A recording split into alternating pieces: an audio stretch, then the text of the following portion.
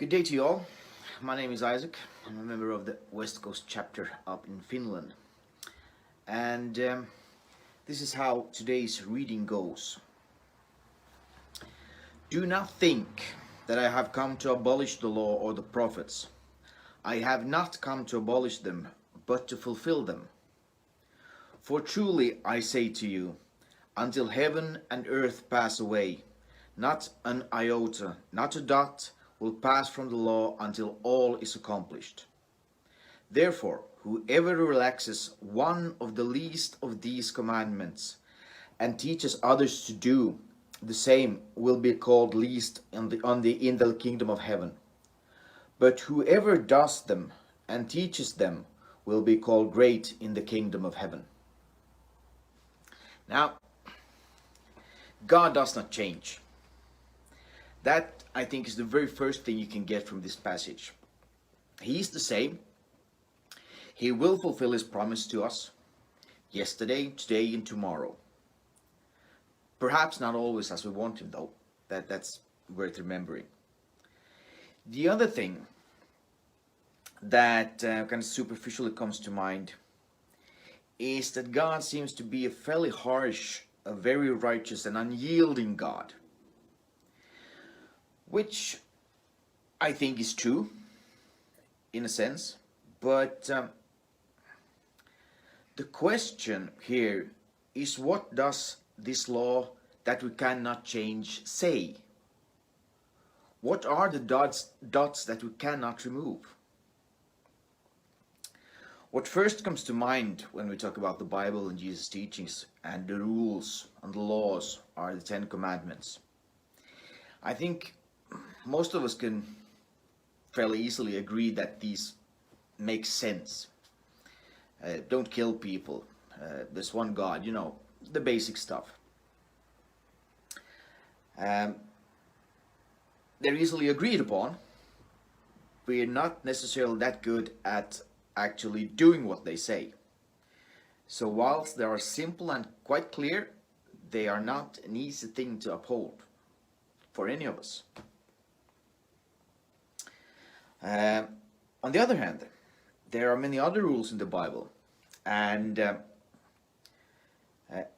if we are honest, and I think we should be, there are a lot of rules and commandments, especially from the Old Testament, that we just consider not really current. We don't really uphold them. We don't need them anymore. Well, we shouldn't need them. For example, rules and laws regarding slaves. We shouldn't have slaves, but the laws are still there in the Bible. So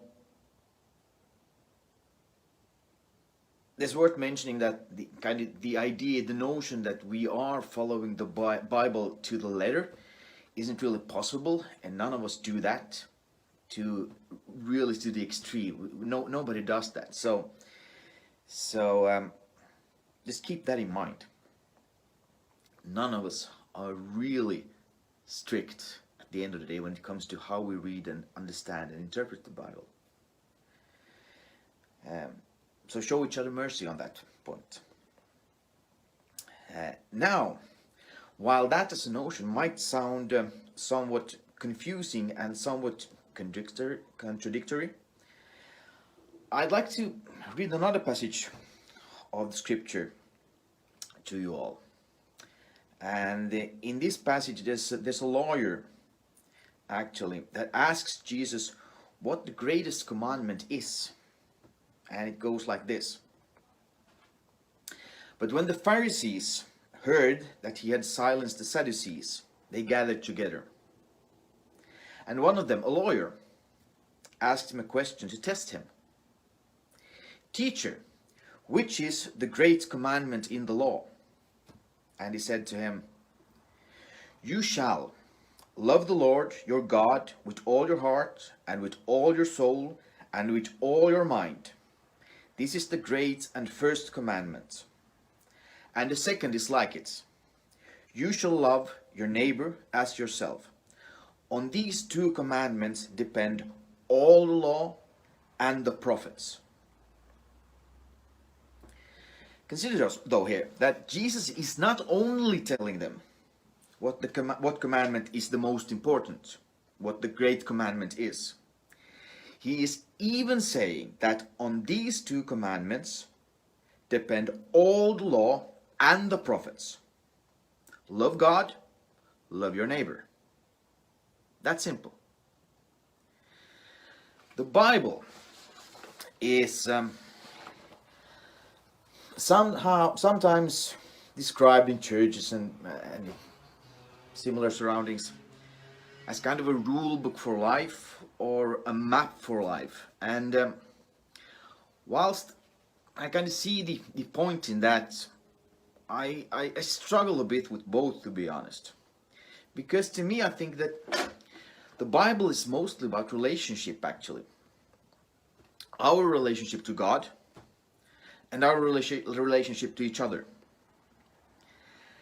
And the one thing you can always be sure of when it comes to relationships is that they will be messy. They always are. If you look at the Bible, people fail. They try to run from God. They try to hide from Him. They run away from responsibility. They fight God in different ways. But despite the fact that many of these stories kind of depict people that are fighting God, I find comfort in them. Because as long as we, at the end of the day, carry love in our hearts, there's always this possibility of reconciliation with each other and with God. God always has love for us. That is a constant. We don't have to question that or doubt that. But the question is whether we actually trust that love enough.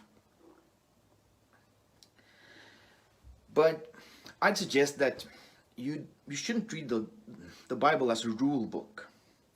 Rules are great and needed. But the thing with rules are that when you add people, the rules never quite fit. From my years in leadership in different circumstances, there's one thing I've learned. And that is that we should never underestimate people's creativity in messing things up in ways that the rule makers or lawmakers never ever even considered possible. Which basically just saying that rules never quite fit. They never quite fit reality. So, what to do? I'd say, well, follow God's commands.